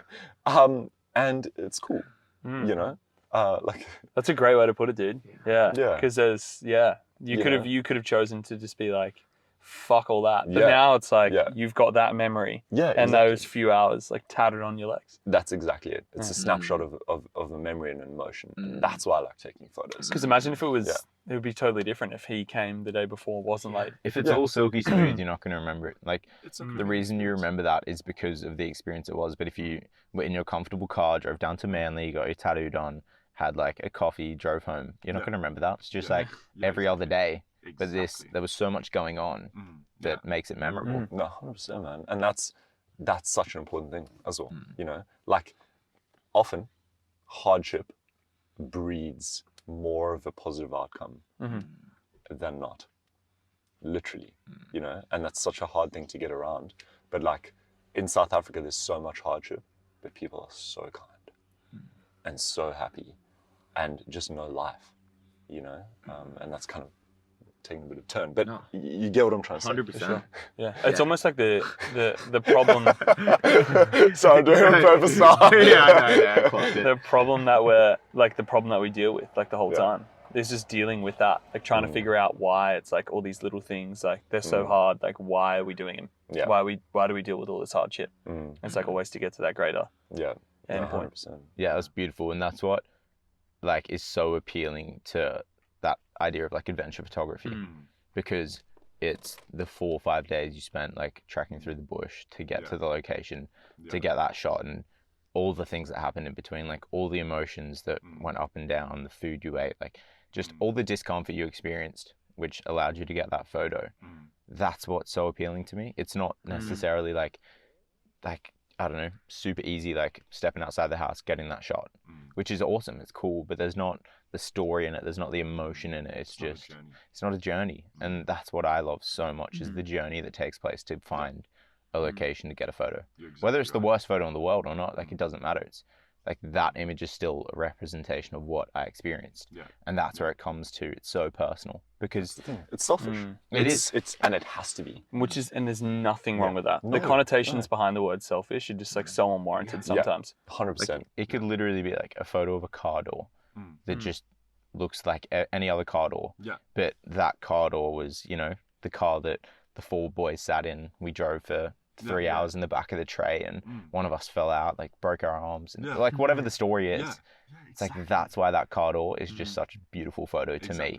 Yeah, exactly. And look, you can get some stunning photos, and visually it's beautiful, but you know absolutely nothing of what went on behind that photo, at all. You know, so that's why I say photography has to be selfish. Mm. Like, for the photographer at least, you know? And then it will create something beautiful. A lot of the time, sometimes not. Sometimes it's just beautiful for you, and that's a good thing, you know? So, like, I mean, so many of my photos, I don't even show anybody because I just love it. I like it, you know? I don't care what anybody else thinks. And Well, you also get that, and also you don't need someone to warrant that it's a good photo. You don't even need to show anyone. Yeah, There's no need for it. Yeah. Oh, and I mean, and there's also times where I think I've taken a good photo. I'll be like, whoa, people are gonna like this, you know. And I you know, and I showed that to people, and that's also it's also selfish. But I don't think there's anything wrong with that as well, because that's something you created, something you're proud of, and you want to share it with the world. Yeah. Which, like, I don't know, if we all kind of have our own craft and operate on that way, that's beautiful. If a builder builds a house and they're really proud of it, like, they would love someone to live in it and appreciate what they've built. Oh, 100%. And a chef, they would love someone to look at their food and taste their food and love what they've created, because it makes us all feel good. Like, people validating what we do and what we love and what we're proud of. So I don't think there's anything wrong with that. It's more if that becomes your like own source, like your only source of like validation and love and appreciation, that's when it's like, all right. Yeah, no, 100%, man. Yeah, such a good point. Is there anywhere that you'd want to photograph, like, in particular? Yeah, I really want to go to the Rainbow Mountains in South America. Dude, no, wait, have we had this conversation? No. Where are the my Rainbow goodness. Mountains? I don't know anything about them. Bro, Dude, man, you gotta show me. Wait, what? Rainbow Mountains. Dude, have we never spoken about this? No, I promise you. Oh my Dude, goodness. we're going. Dude, We're going. I have chills. Dude, holy moly. Is this somewhere you've Holy envisioned moly. going? Dude, have I not told you this? No, you haven't told me Bro, this. I've told like literally every single person alive but you that like that is the sole place that I'm just so drawn to, and I don't know why. Dude, let's go. Dude, I'm dead serious. no, 100%. Dude, I know you're serious. Wow. That's like legit, dude. Holy fuck. Yeah, bro. How insane. Yeah, dude. So I met two guys in Portugal that had like filmed there for a month, and they're showing me these drone GVs of like the Rainbow Mountains. Yeah. And they didn't even know they were there. They were on the side of this No, like hill. that isn't. Yeah, and they're just like flying the drone over, and then they're like, "Whoa, that's super trippy." Yeah. And it was these like mountains, dude. It's Bro, that's insane. And even when you're looking at it, you're looking at the background, the mountains like out the back, and they look Bro, the same. that's so Dude. Wait, I don't even know It's in, what that is. Like, why, how? Is it in Peru or Bolivia? Yeah, Peru. Peru, yeah, that's right. Yeah. Dude. Oh my goodness, it's all like the minerals and rocks and I know science. That's bro science right there for anyone listening. I think it's like a That's stunning. yeah, Man. Just to lay I eyes. can't believe we haven't. Okay, that's weird. So for context, that has. I don't know when I first came across that, 4 or 5 years ago maybe, and like ever since I saw a photo, and I've always just been so drawn to South America. Don't know why. Dude, same. Dude, I couldn't tell you where it came from, but like in my heart, that is just a place like South America. I need to go. Don't know why. Dude, Like, legit. dude, and I haven't been, and then like Rainbow Mountain as well. The fact that you just said that, dude, this is like just has to happen. Honestly. No, 100%. That's so sick. Wow. Yeah, we'll do a pod from the top of the Rainbow Yeah, Mountains. just there. Imagine the setup. Yeah. Oh, that'd be Oh. We'll fucking zoom you. awesome. We'll have you on the on the laptop. Just Bro. there. Just get 2 camping chairs. Yes. Yeah, Yeah. yeah. Such a That's vibe. so sick. Yeah, so what is that? How far? Dude, Does, what? I'm like, Are you past tripping? that. yeah. How far does it stretch? Like how? Like I think it's just a singular A mountain. long way. No. I'm sure the Rainbow rainbow. is just on that singular mountain. The track is like a kilometer or so. It's not that big. Like 2Ks to get to it. okay, so it's It's not. Yeah, it's not like a massive journey to get there. As far at least the walk, at least maybe the drive and stuff is. Yeah, but I mean, South America itself, I think, is quite an adventure. Oh yeah. Patagonia. Dude. Dude, so I- bad. yeah, Oh it's- my Patagonia. goodness. It's funny because South America is a place like That's so Yeah. that jays me up Yeah. so much. I even think now, like even speaking to you, like South America is yes, that's something I've always thought about a lot too. That in Asia, but like Africa, I've never even thought about like ever going there. Now, like speaking to you about all your experiences makes me think like shit, that is going to be a cool place to go to Oh, eventually. for Yeah. sure, man. Oh, It's 100%. completely different to what I've ever envisioned in terms of travel for me, if that makes sense. Like not, if I'm honest, it's not something I've even thought about. I think like the Western world, we're so catered to like Europe summer, and like Bali, Thailand, and America. Yeah, some Asian countries. And it's like that's North what's so programmed in our minds. But America. like, dude, the idea of Africa and South America, just wild places that are so different to what we know. I've never been there, but Maybe that's to speak to your point earlier, like of us, you know, being very rule set and stuff like that. Maybe that's why, like, some of us who have a little bit of adventurous spirit, who have grown up in that shelteredness, really want to go to those places, like Asia, South America, just like always appealed. And Europe, for me, never really. Like, I don't really think of. Obviously, it's beautiful, rich in history too, but it's just like Well, like, but the general like consensus of Europe has never been like, if I'm thinking continent, like personally, like, not it's, adventure. or at least it's too similar. I think maybe the Europe we know. That's what I'm gets saying. Pushed on us, which is Correct. like, party European summer Kentucky tour. Again, nothing wrong with that kind of travel if that's what you're into, but for sure. we're so much more drawn to adventure, nature, rawness, beauty, and just like for me, it's I don't want to be in like an English speaking country. I just want to have to like figure it out, and just make my way, because in my experience, like the best road trips I have or the best experiences I have is when I don't know where I'm going, when the maps fail and I'm like, oh, let's see where this leads. 100%. And that's what makes it so fun. That's so beautiful. Yeah, legit. That's what it's about. Like that's like I went to Europe, but I went to like Portugal, and I went to a set of islands, 1,700 kilometers off the coast of Portugal, called the Azores, and like I'd never heard about them. I saw a Pinterest post, and I was like, cool. I'm going there. I booked a ticket, you know, and I didn't really know what it was. And it's wild. It's like it like got settled on 600 years ago, which in relation to like everything else, relatively, it's not even close. Not a long time ago, especially for Europe. You know, so it's like it's like an Eden. Like there are volcanoes everywhere. Most of the water is hot because it just comes out of like lava vents and stuff. It's like all the rocks melted. There's like trees growing horizontally out of cliff face. Like it is so wild, so wild. And I just like walked and walked and walked and walked. And it's so great. That's so It's awesome. so great because like nobody could really speak English. And I made friends with this old French guy that spoke Portuguese and French. And I met him every morning, and he'd bring me a banana every morning.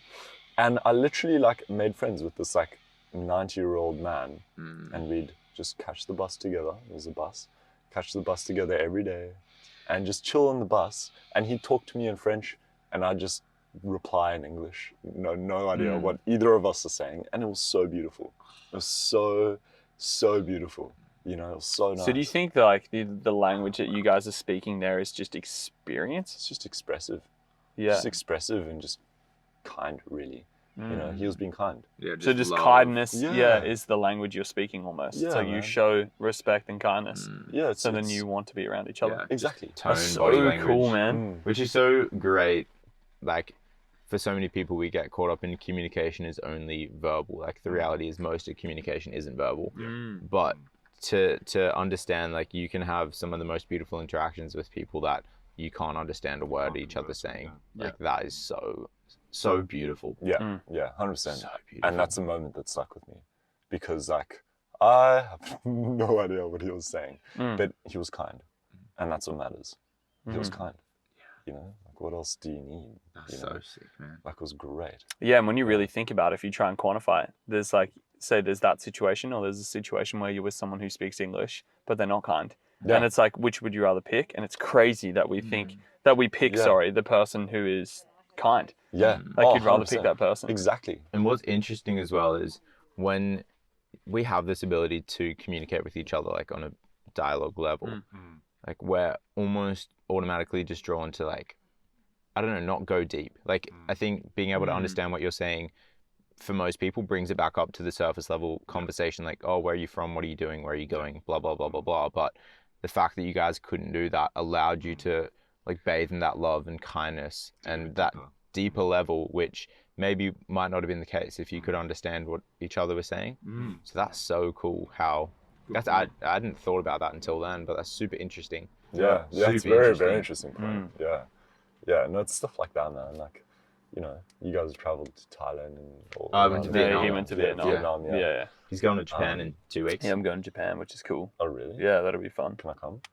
Dude, jump in the suitcase, jump in the back. Where in Japan are you going? So we're just gonna hit like only just the major cities. Mm. Just because we only have 2 weeks. Yeah, So okay. Tokyo, Osaka, Kyoto, and then back to Sick. Tokyo. Yeah, man. That's I think like such a everyone I've vibe. spoken to is just like, there's fucking like in the big cities, there's so much to do that it's like you might as well Just stay there. stay there and just like soak up all that Eat culture food. that you can Soak there. up Bro, all that's food. it. I think for me, like my biggest like way to communicate with culture is just the food. Yeah, man. dude, I love the legit, food. yeah, I love the food. same. So it's like all day, every day, Yeah. every night. I think they just live till 2, 3 a.m. Like it's like I'm gonna do that, That too. is so you, and that caters to you as well. Like I'm just gonna go out and You're a just night eat owl. and Yeah. just try and communicate with people, meet locals, and find their spots. the Like metric, that's the metric, if you've had a good trip or not, is like coming back on the scale if you haven't put on like 10 kilos. Yeah. Bad how trip. many kegs am I gonna put on? Yeah, that's what it Yeah. is, man. No, But legit though. Yeah. Yeah. Oh, that's fully what it's about. Like Mhm. eating foreign food. Mhm. 100%. That's the experience. And Mhm. Yeah. again, dial it back to the basics. Like, what are our like 5 common senses? Yeah. Like, pleasure those. Like, find ways to have an experience through all of those. Like, what do you see? What do you feel? What do you hear? What do you taste? What do you smell? Like, just like pleasure those senses, and that's gonna be a great trip. Yeah, if you can engage with those, Yeah. you know, like you're gonna remember it so much more, so much better, so like such a better degree, you Mm. know. But if you're just stumbling along, kind of a bit closed off, you're not really gonna remember any of it. You know, like I was away for ages. I was away for so long, but what I remember are the moments that were really crappy at that time, you know, and obviously the beautiful moments, but you know, the crappy moments you remember and you look back at them, and often, as I've said before, those crappy moments, you know, there's something beautiful in them and you always kind of experience that, you know. Yeah, they're almost like a appreciate that. gift you leave in the past for yourself. Yeah. Like to like unwrap later on. Yeah. Like now you live Wait, today and then you can unwrap those things which you thought were just like so horrible, but they're Yeah. actually a gift to you. Dude, that's so That's beautiful. a beautiful way. Yeah. It's almost like you, I don't know, you put in the work then to source the gift, to wrap it, But you to don't like know it's a deliver it. gift. Yeah, exactly. Yeah, and Yeah. you've had a gift like that before. Like Mm. we've all had hard times and you've had those gifts given to you or like to yourself, but you forget every time. Yeah. Like in the hardship, Which you is so forget what beautiful. it's which is so cool too, because it's like a new experience every time. Yeah. And that's what's so beautiful about being able to document journeys, whether it is like photography or journaling or like audio journals, whatever it is. Like that's what makes it so cool, because you can listen back to and learn from. Like, oh, dude, it's so beautiful. We live in like such a beautiful time Yeah. where we can access I was just thinking about that with photos, how because like our medium primarily for that is like obviously video, but also just mainly audio. Yeah. Obviously, we get to do all these things, and like obviously video being a lot more, becoming a lot more prevalent. But for you, it's photo, and just think about like how well we're able to look back on things now, like compared to what it used to be. And I think that's like, yes, we live in a lot more immediate gratification, but we do have these tools that we can use to look back, which are like photography is amazing. That's a thing. Like, and it's nuts that someone makes it that. is wild, yeah. It's nuts that someone makes that, and we don't even understand like what it does for humans in general, like, or at least for humans in 100 years. Like, what does photography do for us? How does that help us evolve? Yeah. Yeah. It is cool. There was do you guys know David Cho? Yeah. He was, I believe he designed like the Facebook logo, or had something to do with that. Okay. And at the time, Zuck didn't have money to Yeah, I pay was him, gonna so he gave him shares in the company, sold off like 200 mil or something. Like, and I think he's the wealthiest artist in the world, or one of. Very, very rich, very famous guy. Super interesting, like amazing character. And he's been on Rogan's podcast twice, and he was on it like really recently. Okay. And I was listening to him, and he relayed the story of when he went to like live with the Hadza in Tanzania, I believe they live. And he like went there and brought like all these art supplies for the kids, and was like gonna do art, because the first time he went there, he went out with like the hunters, and like just could not keep up with him. They're just like making fun of him. Yeah. And so then he like, Oh, I've seen. so he this. stayed Yeah, back yeah. like with the village and just taught kids art, and like he found it super beautiful. And they're like creating all these crazy beautiful things, and for these kids, they've never seen like anything developed. Like all they've known is nature and wildlife. Yeah. So like what they're creating, he's like, it's so beautiful. Like it is from nature. It's pure. It's so pure. And he's like, his Western mind's thinking like, oh, this is going to be sick. Like take it back to America, put it, like frame it, sell it, donate the money. Like this is going to be so awesome. This could be a whole project. And the kids would finish, like they would all look at it and then just like throw it off a cliff. No And way. he's like, whoa, like, what are you doing? What are you doing? And he's freaking out. Yeah. And they're like, dude, we don't have anything. Like where our life, because they're like fully live in the bush and live off the land. Like we're moving all the time. We move our huts, move our bases. We don't hold on to things. Like we experience it, we have it, and then we move on and live it.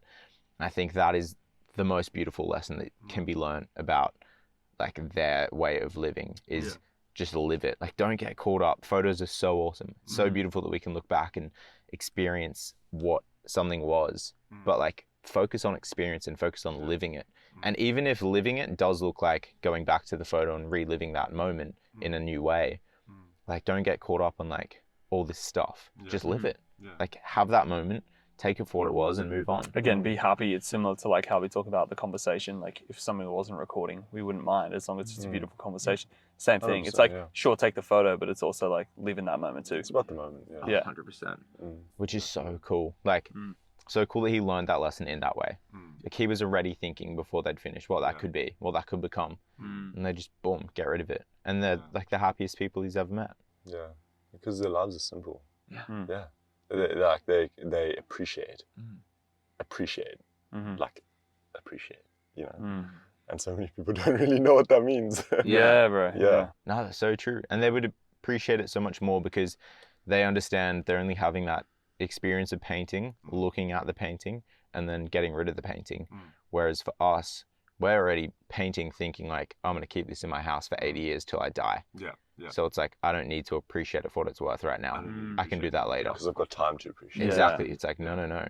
Appreciate it now because there might not be later. Yeah. Wow. That's so insane. Man, to link that back to what we like literally started talking about in terms of conversation, it's like we were talking about how you live, like your upbringing was in the sense of like you're so like in the moment. But for us, it's almost about you were to almost like quote your words was like we set up ourselves for like a life. It's like that's the same thing from what you're saying. It's like we see the thing and then go, oh, it's like I can appreciate that later. It's like time. yeah, I've got time to appreciate it. It's like, oh, I've got time to live with my family. I've got time to do that later. I need to grind now. Yeah. It's like no, Exactly. you don't. Yeah. None of that time is guaranteed. Yeah. Like statistically, Yes. sure. Yeah. Like sure, you could maybe make a guess. But it's like you don't know that you have that time guaranteed. Yeah. Yes, and that's such a key theme in Africa as a whole. I feel like, you know, some South Africans are going to listen to this and be like, whoa, that guy's making it sound rough.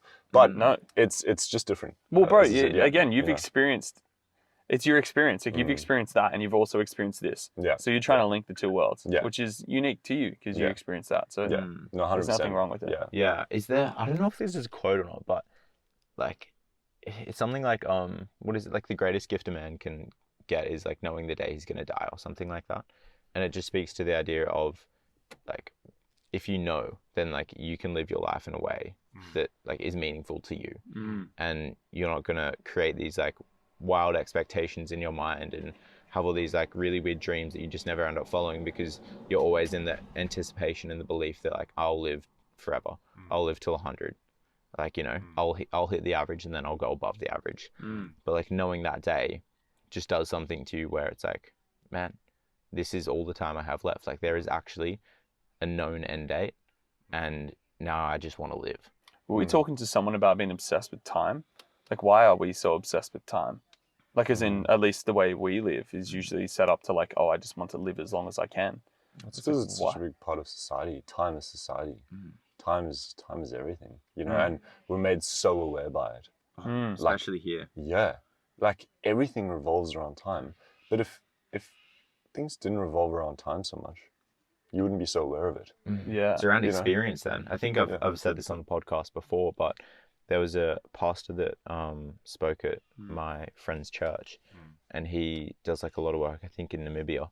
And he like, it was something like, he was teaching there and he said like school starts at 8:30 and the kids would rock up like just all random times throughout the day. And he was like getting super frustrated by it. And then he realized like they don't operate off time. They operate like off experience and what they're doing. So it's like I'm not getting to school at 8:30. I go to school after I've had a conversation with the person I'm having a conversation with, or after I've finished eating breakfast, or after I've finished playing, and then I go to school. Fuck, There's that's no so time. foreign to us. And That it's is so foreign, but there's so much. Again, like you can look at why the Western world is where it is based off the time. Like that's how we operate.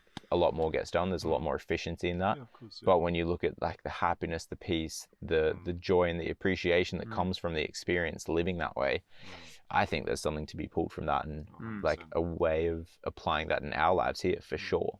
Even just like your childhood, like if you think back, like, man, like a week was a long time when you were little. But it's because great point. Yeah. it's because you weren't like really aware of time. Yeah. Time, like, who cares? Yeah. Who cares? But now we're governed by time.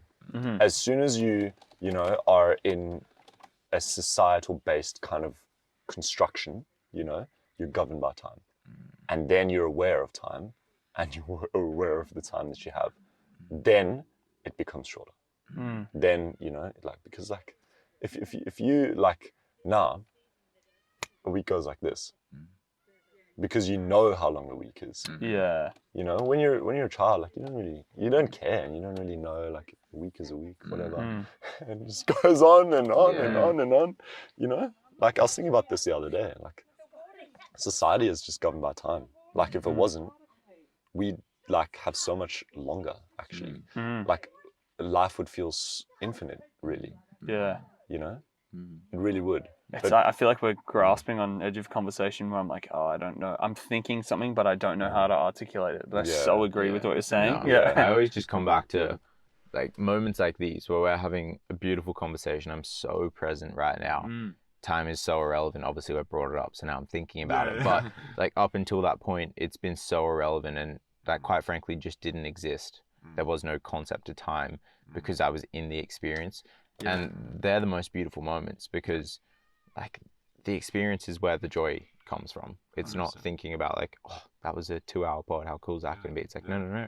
It's just enjoying conversation with two awesome guys. And if life can just be a series of these experiences, whether it's talking with friends, traveling, having a coffee, taking a photo, if I can just do that for my life and I die at one point, that's awesome. I don't want to think about like... At the point, it doesn't matter what the point is. It's just like it happens at some point. It happens. Yeah. And like, kind of not being governed by time has got such a negative connotation in society, because then you're known as like sloppy, or, you know, and like obviously like there's a time and place for it, but like, you know, it's as I said, like we're built around time, like society's built around time. But if you were to just live as a child and just not governed by time, just emotions and feelings, you experience so much more.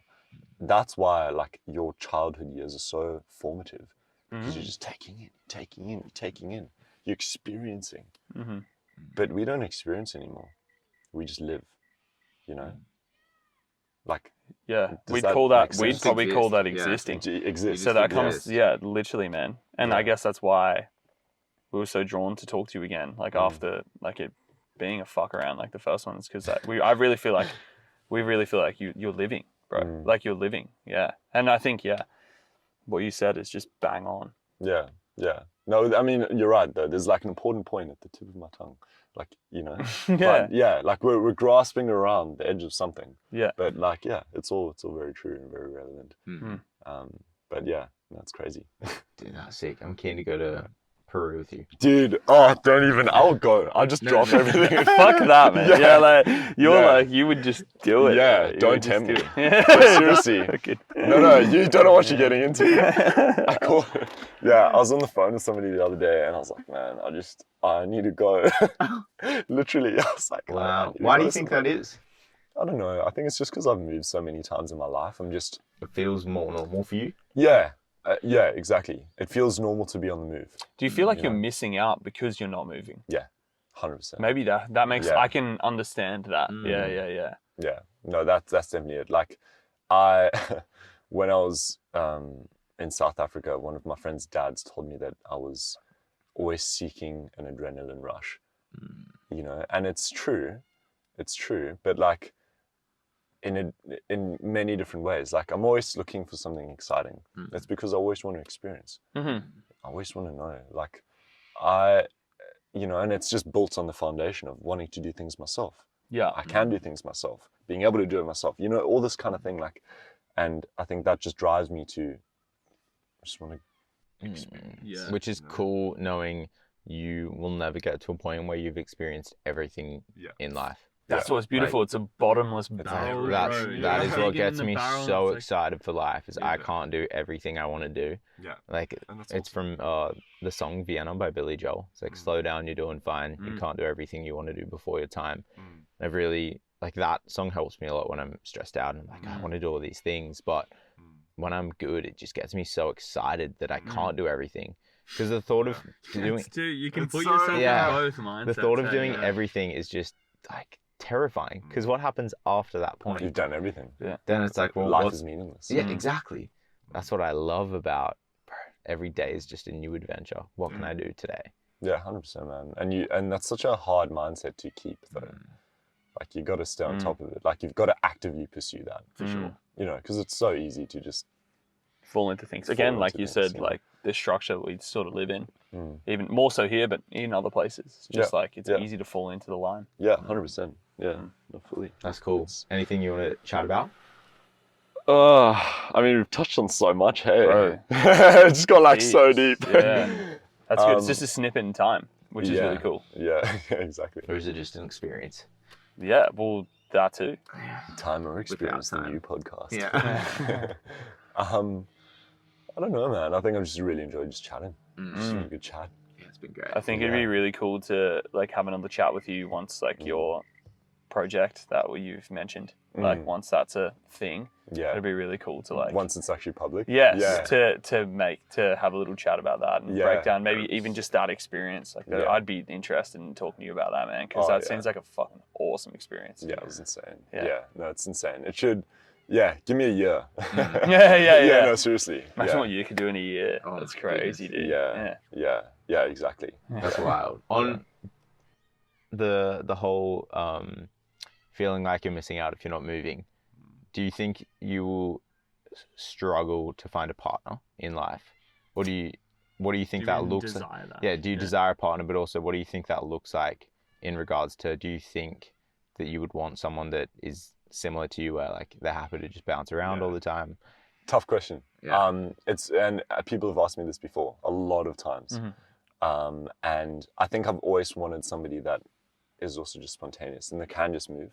So, you know, whenever I've been like interested in somebody, I'll always ask them, like, so would you just leave? Yeah. And I'm serious. And they're like, yeah, you know, but I'm actually dead serious. Would you just leave? Yeah. Would you just leave?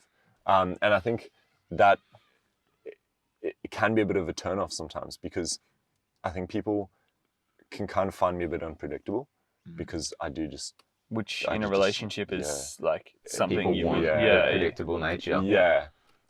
So look, at the moment, I'm not really seeking anything. Obviously, I would love something, but I just trust that the right person will come along. Man, and think about this. Yeah. I think the way you can frame this is almost like when you do find that person, think of how fucking twisted the circumstances will be that you find that person. Like the person you're describing, when you find them, how do your two paths collide is something that's going to be incredible. Oh, 100%. So that's like something to look forward to. Yeah. No, 100%. It's because you could look at it in terms of like, oh, that's very rare. Like, how am I going to find that person the way I live? How am I going to even come across someone like that? Yeah. It's like, but when it's almost like, but no, when you do, it's going to be amazing. Oh, but it will happen. Exactly. And based off everything we've spoken about, all your great like experiences have come from like a rough experience. So it's cool to think like how you could meet that person. Yeah. Like what I'm saying, what man. The imagination crappy is situation just- could you be in?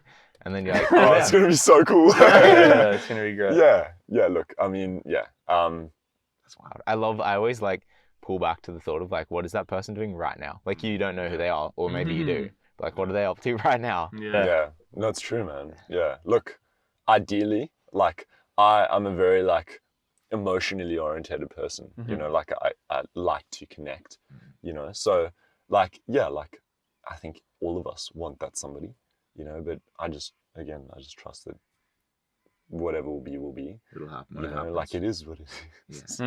It really is, you know, so like it'll happen. It will happen, and if it doesn't, I'll make it happen. Narrate it. Yeah, you know, That's so cool, that's it. Yeah. That's sick. Awesome, bro. Yeah, we are, as you know, we wrap the pod up with a challenge. Yeah. I actually can't remember what the challenge was that you gave us. Yeah. I can't remember either. Yeah. It might have. My brain's telling me it's like more philosophical based. Because a lot of people, like when we say the challenge, they always like result to physical. It's like it doesn't always have to be physical. It can be physical, mental, spiritual, anything. We just use a different word other than challenge. Yeah. My challenge is forget about time. Oh, okay. That's cool. Yeah. Oh my god, this is nuts, dude. Okay, so my automatic response to this was like, for how long? Yeah. Oh, goodness. Isn't that nuts? Dude, straight back in. Isn't that nuts? Dude, instantly failed. Yeah, fail. Bro, instantly I thought, Really? wait, for like for a day? Like that's what I was thinking about. And that's time itself. That's wild. I instantly drew to like, what experience am I going to have that will allow me to like remove time from my life? Because So maybe I'm a step behind you. Yeah. But I'll get myself there. in my experience, the only thing that removes time from my life is experiences, things that I love doing, whether it's conversation or photography or being out in nature. Because it transcends time. Is that Exactly. what you're speaking to? Yeah, like yeah, as yeah. in something like this where it's like time's because irrelevant. the only time I thought about time was when you said, "Oh, now I'm clocking it because of time." And the first thing I thought was not how long. It was more like, "Oh, the sun's now setting," based off before it was up in the sky. But yeah, Dude, That's a great challenge. it is a very good challenge. Forget about time. Yeah, so just do something you love. Just forget about time. And don't think about forgetting about time. yeah. Fuck yeah, dude. Yeah. Yeah, thank you so much for coming on, man. Guys, it was awesome. Dude, what I love about this was, like, I was so aware that how good our conversation was last time, and I set no expectations or I put no thought into like, oh, I want it to be the same as the last one, or I want it to be better, or whatever it was. It was like, no, this is just going to be a straight conversation. Yeah. Because I know so many people, and myself sometimes, will get caught up in trying to recreate an experience. It's like, no, that's not how life works. Totally different. Yeah, I thought about it in a similar way, but more of in terms of like, oh, it's going to be. I thought of like, I kind of was different. I didn't not think about it. I just thought of both. I was like, oh, it could go horribly wrong, or it could be something more beautiful based on this human connection. Yeah, it's like we're in person, we're just behind a screen and whatnot. But 100%. Dude, it was awesome. Thank you so much. Thank you, Those guys, Thanks, bro. Thank Shots, you. bro. Cheers.